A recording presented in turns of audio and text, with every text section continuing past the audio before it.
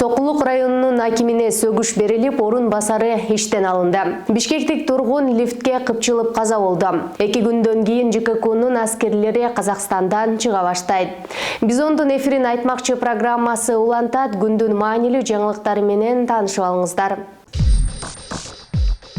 Министрлер кабинетинин төрагасы Акылбек Жапаров Чүйдөгү Сокулук районунун акими Курманбек Айтибаевке сөгүш берип, анын орун басары Самаган Мурсалиевди иштен алды. Өкмөттүн басма сөз кызматы бул чечимге байланыштуу түшүндүрмө берген жок. Буга чейин Самаган Мурсалиев баштаган райондун жетекчилери төмөнкү Чүй айылындагы 2 миллиондой сомго курулган мектеп дааратканасынын ачылышына катышкан. Анда тасма кесилип, шаан шөкөт менен коштолгону талкуу жараткан. Даараткананы курууга каражатты демөөрчүлөр бергенин, айрыкча кыздарга ылайыкташтырылып салынганы, аларга керектүү каражаттар коюлганы айтылган.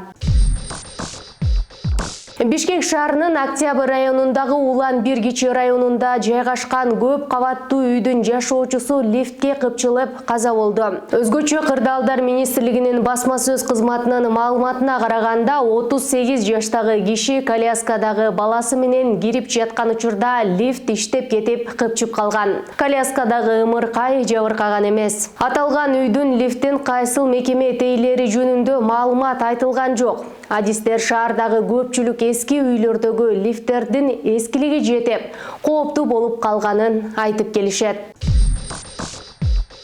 Казакстандын президенти Касым-Жомарт Токаев Жааматтык коопсуздук келишими уюмунун бейпилдик орнотуу миссиясынын алкагында келген жоокерлери 2 күндөн кийин кете баштаарын, бул жараян жалпысынан 10 күнгө созулаарын билдирди. Ал 11 январда парламенттин төмөнкү палатасы мажилисте сүйлөп жатып, уюмдун аскерлеринин негизги миссиясы аяктаганын, өлкөдөгү абал турукташып калганын айтты. Кыргызстан 7 январда Казакстанга 150 жоокер жөнөткөн жана алар Алматы шаарындагы стратегиялык объектилердин бири жылуулук электр борборун кайтарып жатканы белгилүү болгон. Мы являемся миротворческими силами от воинского контингента Кыргызской Республики в рамках соглашения договора о коллективной безопасности.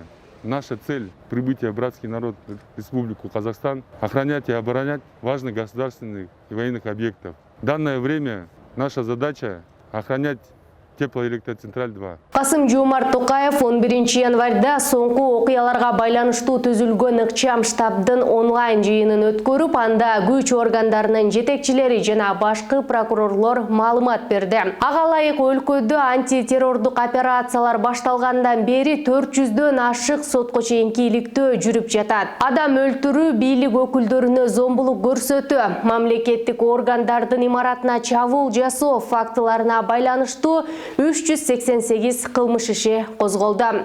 Ушуну менен берүүнү жыйынтыктайм. Кийинки эфирден амандашканга чейин сак саламатта туруңуздар.